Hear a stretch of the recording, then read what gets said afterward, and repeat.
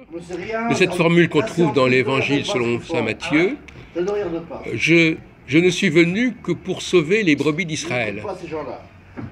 Ah ouais? C'est la parole du Christ, donc. Oui. Alors je sais que ça me perturbe beaucoup cette formule. Parce que ça veut dire qu'il serait venu que pour les Juifs. À l'origine, il vient pour la rédemption des Juifs. Oui. Et ensuite, c'est étendu à toute l'humanité. Oui, mais il y a des commentaires qui disent que c'est pas ça qu'il a voulu dire, ou je sais pas quoi. Oui, c'est un petit peu compliqué. Ouais, c'est une phrase assez compliquée à interpréter. Il faut regarder. Moi, je n'ai pas beaucoup étudié cette question, mais je sais que les pères grecs, regardez ce qu'ont dit les pères grecs, et les pères latins ensuite. Voilà.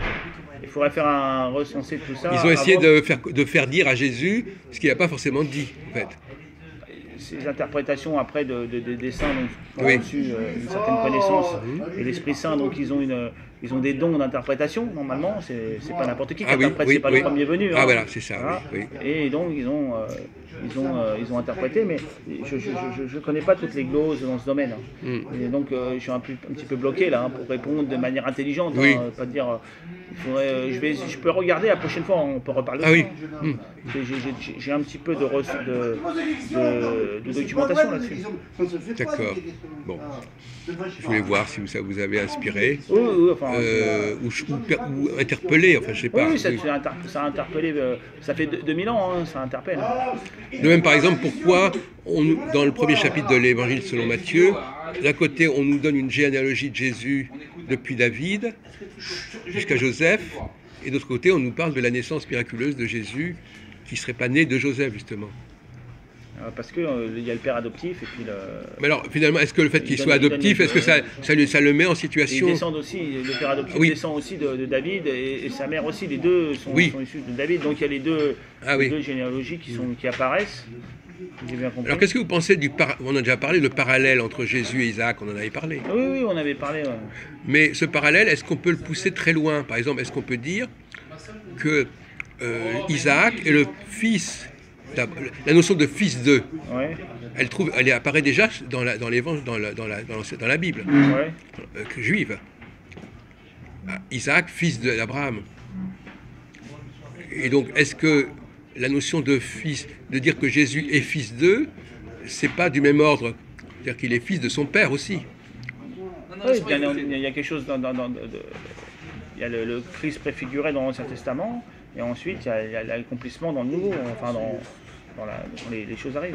C'est pour ça qu'elles sont, chez les chrétiens et les catholiques, c'est la préfiguration de tout ce qui va se passer est déjà inscrit dans l'Ancien Testament. Mais le mot préfiguration est quand même un mot assez étrange. Parce que on peut dire par exemple si j'imite machin, je peux dire il est la préfiguration de ce que j'ai fait, ou bien je peux dire je l'ai imité. Oui, je vois votre point de vue. Donc finalement, je prends quelque chose à quelqu'un, mais il ne faisait que préfigurer ce que j'en ai fait. En fait, c'était déjà inscrit dans des écritures très anciennes, donc ensuite les événements se sont produits avec tous les détails, donc c'est quand même pas... Donc finalement, le sacrifice d'Isaac préfigure le sacrifice... La croix, préfigure la croix. Enfin, c'est ce que tous les pères ont... Oui, d'accord. Isaac ou Ismaël? Oui, le sacrifice d'un des fils d'Abraham préfigure. Bon, ça c'est aussi bien les musulmans que les juifs n'aiment pas trop cette. Les musulmans ils sont inversés dans oui, mais de toute façon ça change pas grand-chose. D'un autre côté, eux aussi ils peuvent dire non, ça préfigure pas, c'est vous qui nous avez imités. Vous, ça vous gêne pas le mot préfiguration? C'est le mot préfiguration. Il faut regarder bien son étymologie pour. C'est le mot employé par la doctrine. Hein. Moi, je me réfère à la doctrine de ce que j'ai pu apprendre. Je n'ai pas fait des études non plus de grande importance dans ce domaine. Hein. Alors, puisqu'on reste sur cette notion de préfiguration, est-ce que le fait que Yahvé vienne sauver les Hébreux de leur esclavage en Égypte, est-ce que ça préfigure la venue de Jésus en Palestine, qui vient également sauver quelque part ces brebis, etc. Oui. On est toujours dans la préfiguration. Il y a beaucoup de préfigurations. Oui. Je ne connais pas tout le détail, mais tout l'Ancien Testament préfigure le Nouveau. Enfin, oui.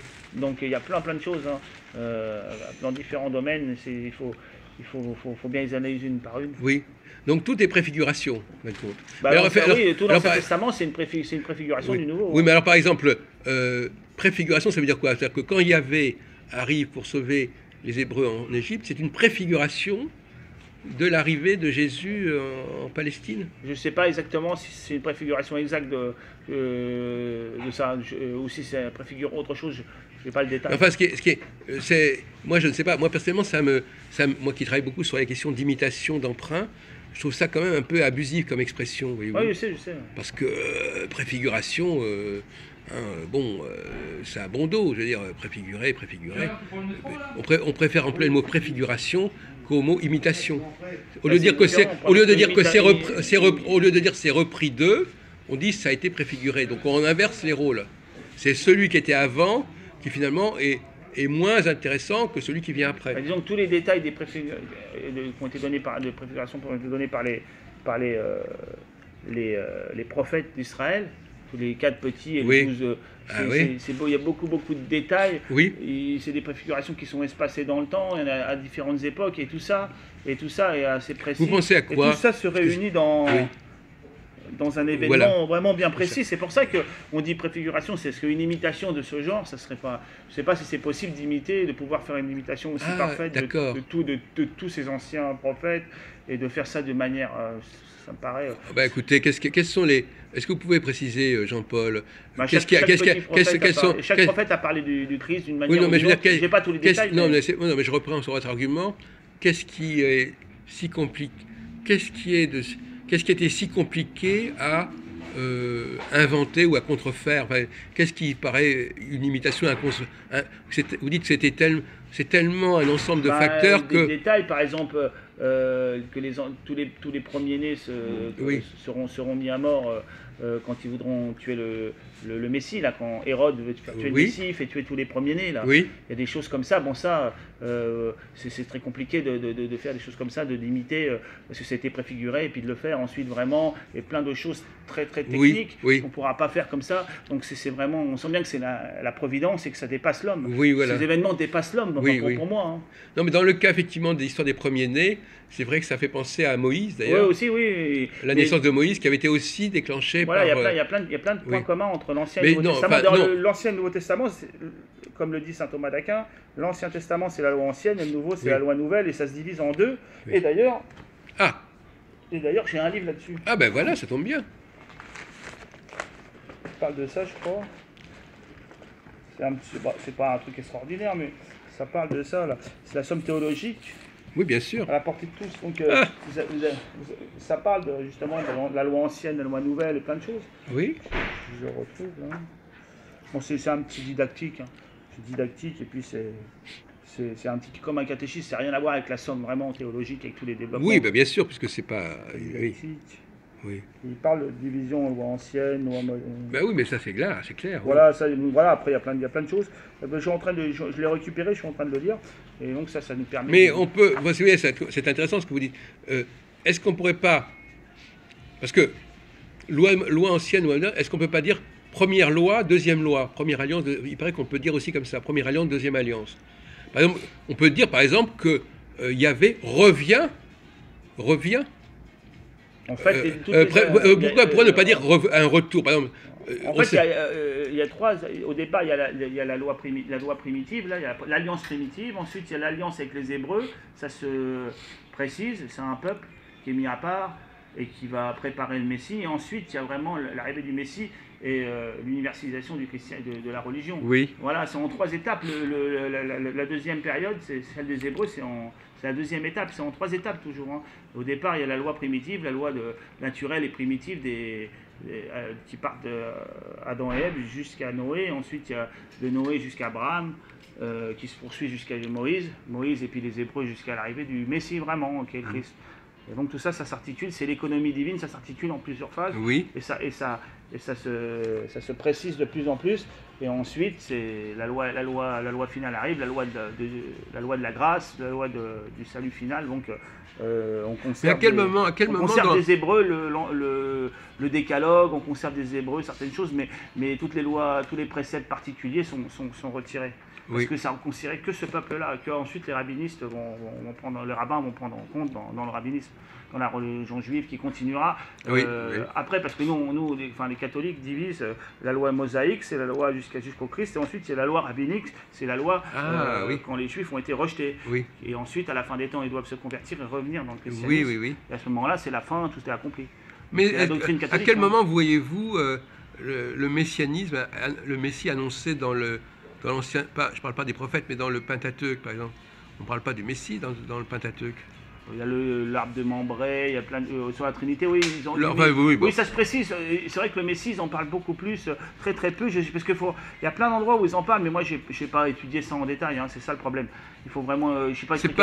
C'est pas un principe majeur de la loi mosaïque. Voilà, mais si on étudie bien la Bible, il y a plein de petits passages. Les pères de l'Église en parlent de manière précise de chaque période où ça se développe, ça se développe, ça se développe. Et plus on va vers l'époque du Christ, et plus ça devient pressant, ça se développe, ça se développe. Et après c'est l'accomplissement, voilà. Mais il y a plein de petites choses comme ça. Les pères de l'Église ont écrit des tomes entiers là-dessus, des traités. Ben non, je crois. Non, des traités de théologie entiers. Et après, les pères latins, mais... Il nous fait une conférence, hein. Non, voilà, rapidement, donc vous avez des livres sur jésusmarie.com, c'est un site catholique. Oui. Et là, vous avez plein de choses là-dessus avec un dictionnaire de théologie catholique, et là, il y a au point 5 000 pages, oui, bien sûr. Et là, il parle de tout, il y a plein de précisions. Vous connaissez la bibliothèque du Sauchoir, vous n'avez pas été? Oui, aussi, oui, je connais. Oui, dominicain, là. Moi, voilà, mais si on regarde bien ça, si on étudie bien ces choses-là, il y a aussi le petit arsenal qui est très bien, pour étudier ces choses-là. L'arsenal contre les protestants, ça a été fait par un Canadien catholique francophone, et ça s'appelle le petit arsenal, et là, il y a plein de passages de l'écriture expliqués entre l'Ancien et le Nouveau Testament. Je ne l'ai pas lu, mais je l'ai en PDF. Mais bon, voilà, il faudrait le lire. Et là, on aurait plein de réponses à toutes les questions qu'on se pose. Bon, d'accord, oui. Voilà. Pour ceux qui veulent, qui verraient cette vidéo et qui se diraient, ils disent pas grand-chose. Non, mais vous avez bien fait. Là, ils pourront trouver des sources. Là. Voilà. Écoutez, Jean-Paul. Voilà. Mais je vais m'y mettre pour être plus performant, parce que comme ça, à brûle pour point. Oui, non, mais il y a des gens qui vont vous écouter. Oui, sûrement. Oui. Donc, mais en effet, c'est pas un élément essentiel au départ. Hein. Ça arrive petit, ça se développe. Ça se développe notamment avec David, tout ça. Voilà, après ça prend plus d'un. Mais c'est pas un élément intrinsèque, inhérent à la pensée juive d'origine. C'est pas forcément le cas. Et alors, puisqu'on fait un peu le point là-dessus, on va essayer de récapituler un peu certaines de nos conversations. Là, si on revient au premier livre, au premier chapitre de la Genèse, est-ce que vous pensez qu'il y a eu, parce que j'en discutais tout à l'heure avec une dame au flunch, oui. Alors elle me dit oui, spontanément, c'est curieux, elle m'a dit, mais oui, la création a apporté la lumière. Et avant, il y avait les ténèbres. Oui, ça c'est la chronologie. Oui. Oui, mais on ne dit pas que les ténèbres n'ont pas été dans la création. Moi, au départ, il y a les ténèbres qui... Alors est-ce que ça veut dire qu'il y avait les ténèbres et après il y a la création? Ou est-ce que la création inscrit déjà le jour et la nuit dans son système? Il faut pour qu'il y ait l'alternance, il faut que la lumière, en tous les cas. Oui, mais alors finalement, à votre avis. Mais les ténèbres étaient peut-être antérieures. Voilà, c'est ça. C'est pas très clair. Ouais. C'est une question qui se pose. Il faudrait voir ce que disent les pères aussi là-dessus. Oui. Parce que non, mais quand on interroge des gens comme ça, pour eux, il n'y a rien avant la création. Avant la création, bien sûr qu'il y a Dieu est éternel. Oui, mais enfin, il n'y a pas. Donc voilà. Donc moi, la création, c'est quelque chose d'extérieur à Dieu. C'est quelque chose d'extérieur. Donc bien sûr, avant, il y avait ce qu'il y avait avant, c'est-à-dire peut-être le néant, ils assimilaient ça des ténèbres. Enfin, il y avait les ténèbres. Ah oui, d'accord. Peut-être c'est ça. Je ne sais pas. Hein, c'est quelque chose d'assez technique. Ça. Oui. Et de la même façon, est-ce qu'il y avait une première humanité avant la création?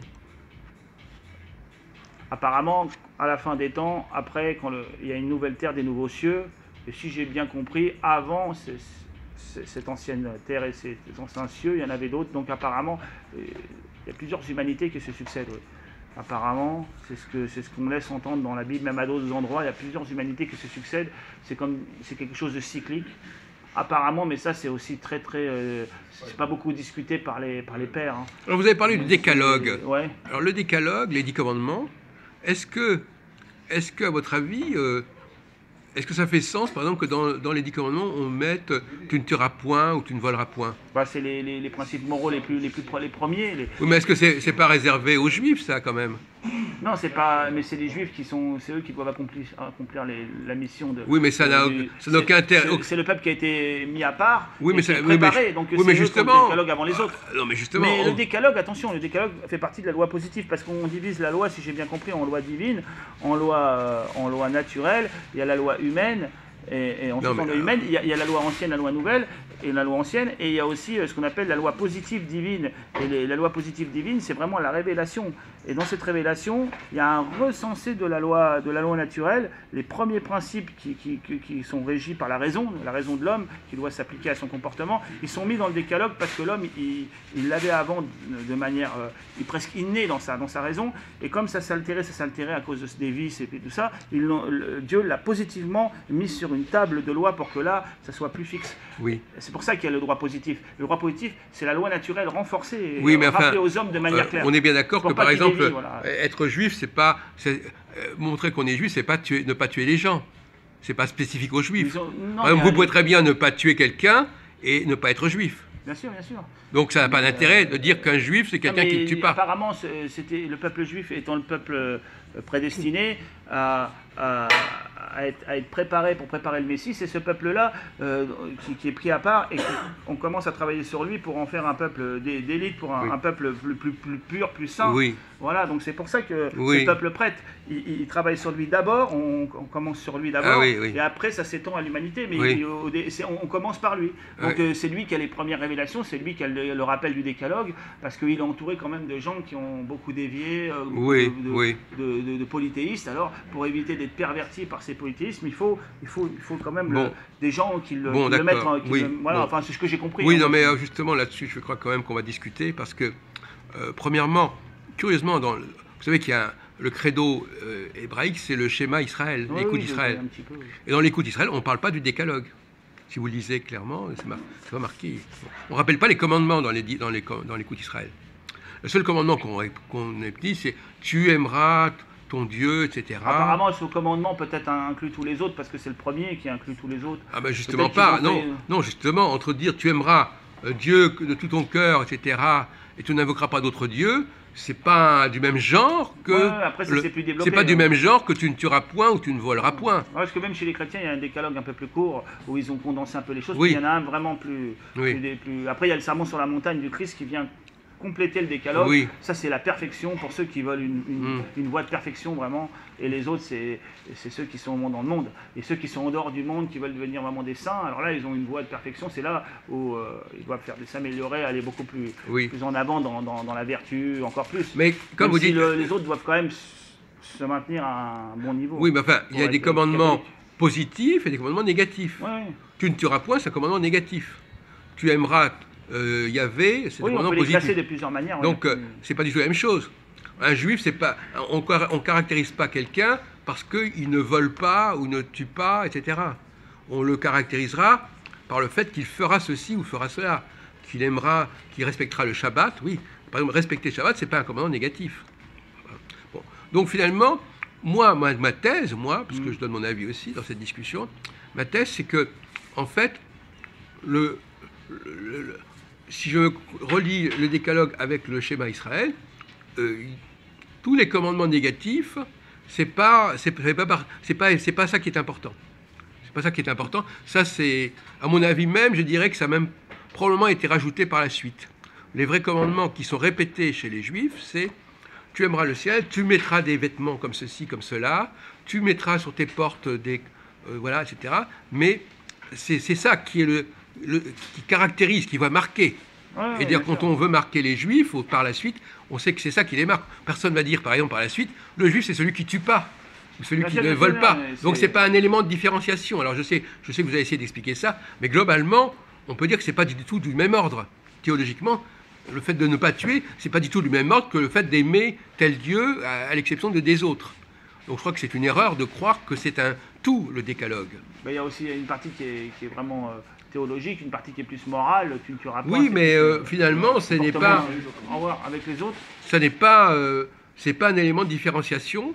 Par exemple, on peut très bien dire que le juif est celui qui adore Alors, si vous voulez, on peut même aller pousser le bouchon un peu plus loin, en disant, le juif, c'est celui qui a le droit d'invoquer et d'aimer ce Dieu, parce que ça aussi bien comprendre, c'est que dans les dialogues, ce qu'on ne lit pas souvent, c'est que non seulement les juifs ne doivent pas aimer d'autres dieux, mais ce Dieu ne doit pas non plus s'intéresser à notre peuple qu'à Israël, voyez-vous. C'est comme un couple. Oui, c'est-à-dire que c'est dans les deux sens. Les obligations sont dans les deux sens. Voilà. Le petit peuple, le peuple, Donc voilà. Donc c'est exclusif. C'est une relation exclusive. Oui, au départ c'est exclusif. Oui, bon. Et donc.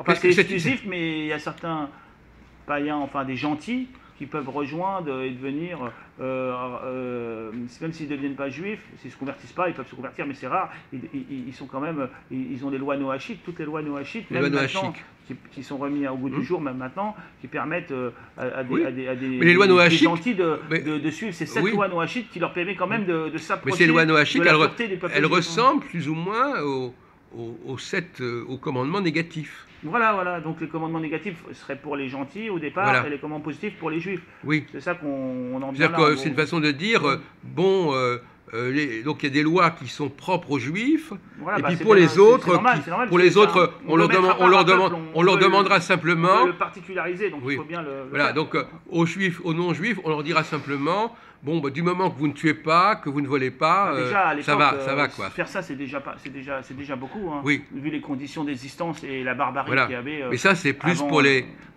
autres, en fin de compte. Les autres, en fait, tout le monde doit effectivement obéir à ces lois-là, ne pas faire certaines choses, mais les commandements positifs, c'est réservé aux Hébreux. Voilà. C'est ça, oui, c'est tout à fait. Oui. C'est comme ça, hein, c'est la doctrine juive et puis ensuite chrétienne. Enfin, maintenant. Alors, donc aujourd'hui, malheureusement, les juifs ne comprennent pas ça. Quand on discute avec des juifs, ils vous disent... Ça dépend quel juif, parce que vous avez l'orthodoxe, vous avez des libéraux... Non, mais même, les commandements, pour eux, c'est un tout, quoi. C'est un tout. Ils ne disent pas que c'est pour les uns ou pour les autres. C'est-à-dire qu'ils ne font pas la différence suffisamment clairement entre les commandements qui sont réservés aux Hébreux et les autres. Si vous le dites, parce que moi je ne suis pas assez qualifié pour répondre. Non, mais si vous les interrogez, vous verrez. Je les fréquente pas tous dans le détail, je connais certains, mais là, pour vraiment avoir une habitude de la synagogue... De même que si vous demandez à un juif, est-ce que le Dieu que vous évoquez, que vous aimez, c'est le même Dieu qu'invoquent les musulmans ou même les chrétiens, souvent ils répondront, oui, c'est la même chose. Ouais. Et à mon avis, c'est une erreur. Oui, je connais votre... Oui, c'est une erreur, mais je veux dire que c'est pour dire que... Les théories que vous avez développées qui sont un peu particulières dans le domaine. Oui, c'est ça, mais je répète... En fait, c'est vrai que les trois monothéistes sont d'accord pour dire que c'est le même Dieu. Oui. Alors, le monothéisme... Alors justement, mon cher Jean-Paul X, le monothéisme, qu'est-ce que c'est que le monothéisme? Parce que, est-ce que le monothéisme... Quelle est la différence entre le monothéisme et le polythéisme, à votre avis? Dans le polythéisme, il y a tout un panthéon de dieux inférieurs. Qu'il n'y a pas dans le monothéisme, on adore le Dieu, celui qui a tout créé, certes le unique. Alors quand on dit par exemple dans le premier commandement... Mais dans le polythéisme, il y a le Dieu unique aussi, il est là. Mais le polythéisme, il y a les dieux multiples qui viennent s'associer. Oui. Après, quand ils dégénèrent, le Dieu unique, celui qui a tout créé, disparaît et on fait beaucoup plus de références aux dieux inférieurs qui sont eux déjà créés mais qui sont supérieurs à l'homme. Et c'est pour ça que ça dégénère. Mais à l'origine, il semblerait que tout soit monothéiste et que le polythéisme ce soit une déviation du monothéisme apparemment. Ce que j'ai compris c'est ça. Ah oui, d'accord. Voilà. Mais bon, moi je suis pas très qualifié non plus. Non, mais cela dit, le monothéisme, d'abord premièrement il y a cette formule qu'on a évoquée tout à l'heure, tu n'invoqueras pas d'autres dieux que moi. D'autres dieux comme moi, ça veut dire qu'ils existent, ces autres dieux. Ah oui, ils existent, mais seulement là, il invoque le Dieu des dieux, celui qui est au-dessus de tous les autres, celui qui n'a pas de... Voilà, oui, alors il y a plusieurs... Alors il y a d'autres... Oui. Alors, par exemple, vous n'avez peut-être pas d'expérience à ce niveau-là, mais dans la vie, il y a des choix qu'on fait. Oui. On prend une personne parmi d'autres et on la met au-dessus. Oui. C'est pas qu'elle est au-dessus dès le départ, c'est on la met au-dessus. Par exemple, une femme, par exemple. Ouais. Une femme, voilà, on en choisit une. Est-ce qu'elle est supérieure par essence ou est-ce que c'est nous qui la mettons au-dessus? C'est ça la question, voyez-vous. Donc comprendre... Non, mais ce que nous, on fait, que ce soit les juifs ou les non-juifs, l'être humain, et puis ce que Dieu dit, parce que là c'est Dieu qui parle, le principe qui dit « tu n'auras pas d'autre Dieu que moi », au peuple juif, enfin à Moïse Oui. et à toute la tribu. Oui. C'est lui qui parle, c'est pas quand c'est l'homme, quand c'est Moshe qui choisit Rebecca ou je sais pas, c'est Non, autre chose. Hein. Enfin, non, c'est pas la même, on n'est pas au même niveau là. Là c'est Dieu qui parle, donc il a vraiment une puissance, une autorité que n'ont pas les autres. Je crois pas que forcément que ce soit si différent que ça, en fait.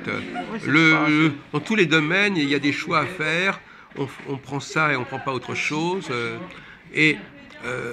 L'idée, c'est de dire que ce choix était prédéterminé. Vous savez dire, au lieu de dire je l'ai choisi, on dit je l'ai choisi parce que c'était celle-là qu'il fallait choisir. Non, mais l'homme, lui la notion de la prédétermination de l'homme et puis celle de Dieu, c'est pas la même. L'homme, lui, c'est une créature et il est oublieux, hein, donc il peut pas prédéterminer les choses comme ça.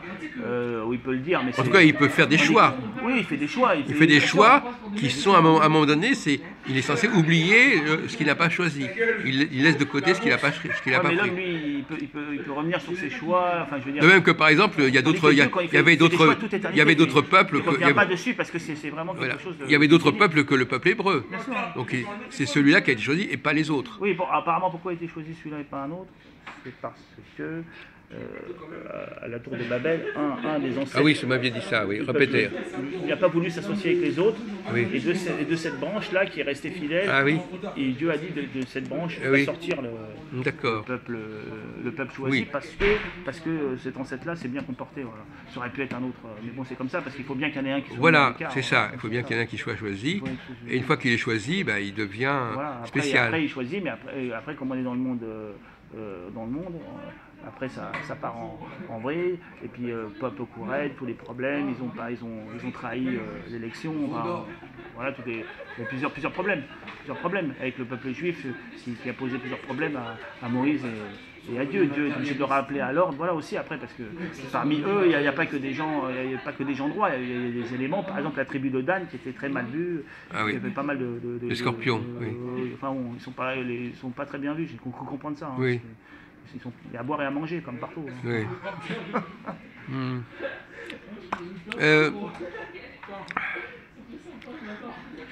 Oui, il y a une question qui va peut-être vous choquer.